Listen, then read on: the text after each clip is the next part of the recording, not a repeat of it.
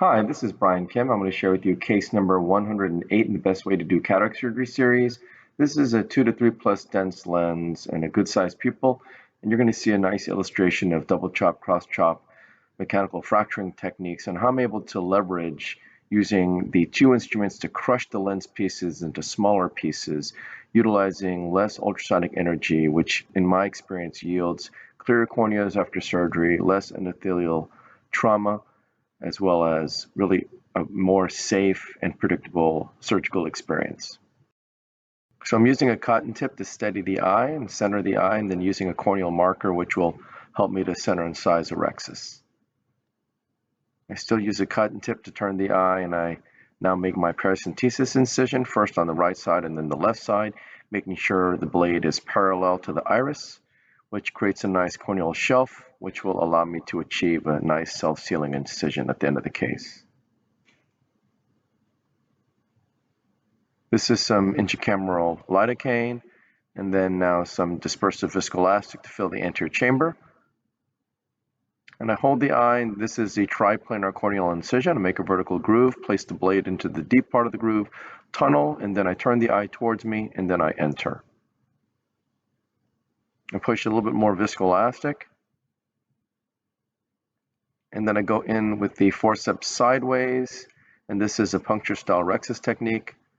I puncture the center. You can see there's some stria here, and then with the teeth closed, I'm manipulating the tear so it comes towards me a little bit, grabbing the right side of the tear to create a flap. You saw that there was some stria when I punctured, and so this does tell you there's a little bit of zonular laxity in this dense lens. Again, fairly predictable in my experience with these dense lenses, that the zonules tend to be a little bit weaker. So I'm going around circumferentially, trying to make the rhexis kind of line up the corneal mark that I made, which will hopefully allow me to achieve a well-centered and sized rhexis. So this is the capsulorhexis hydrodissection technique. I place the cannula under the rhexis edge contra-incisionally, point the tip down, get a nice wave, stop, turn the tip sideways up, decompress on the left side, turn the tip down on the right, hooking the peripheral lens, and the lens begins to spin nicely. So irrigating the surface of the cornea and adjusting my sleeve.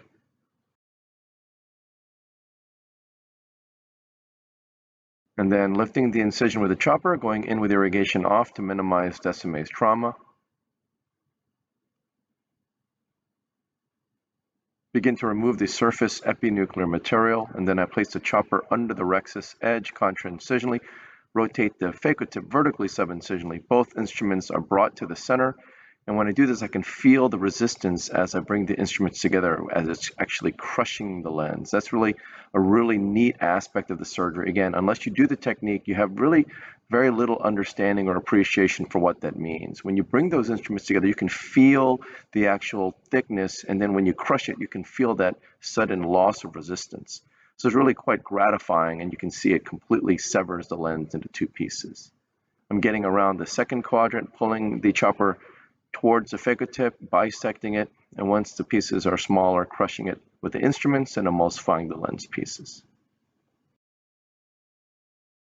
Turning the second heminucleus in front of me, placing the chopper around the lens, pulling it centrally towards the phaco-tip, crushing it against the phaco-tip, and then doing the same cross-chop maneuver, getting the chopper around the lens towards the phaco-tip, and then crushing and sandwiching the lens piece into smaller pieces.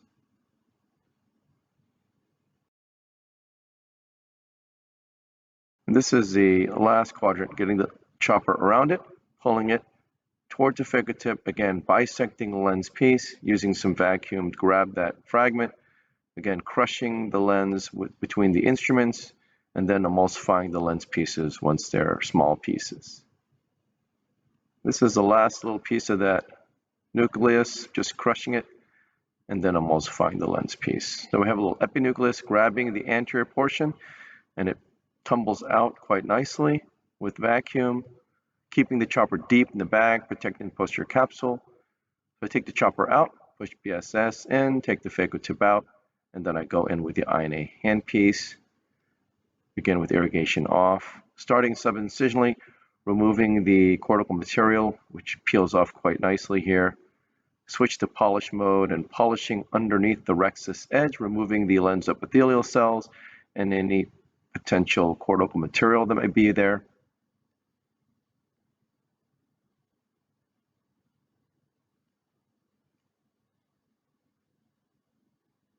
It's important to remove the lens epithelial cells, which in my opinion will reduce the risk for capsule phimosis, contraction, and hopefully reduce posterior capsule opacification as well.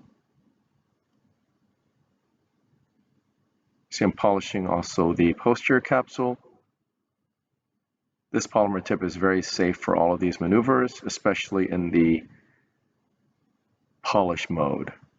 I place a cannula underneath the capsular fornix sub-incisionally, pulsing. You see some release of some lens material there. And then I'm injecting some cohesive viscoelastic to fill the bag.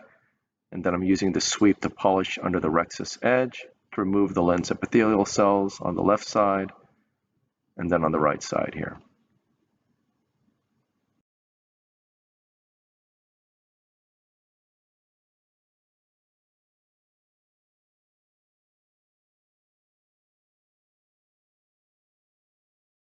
So go ahead and place the single piece acrylic lens into the capsular bag. As it unfolds, I quickly transition to the INA, go in with irrigation off, activate irrigation, disengage the haptics off the optic, going underneath the lens, tilting it and rotating it 90 degrees clockwise, and then removing all the viscoelastic from within the bag. Repositing the lens. In my experience and opinion, there's no way to make sure that the viscoelastic is out of the bag unless you go and actually into the bag and remove it. And so I do that for every case.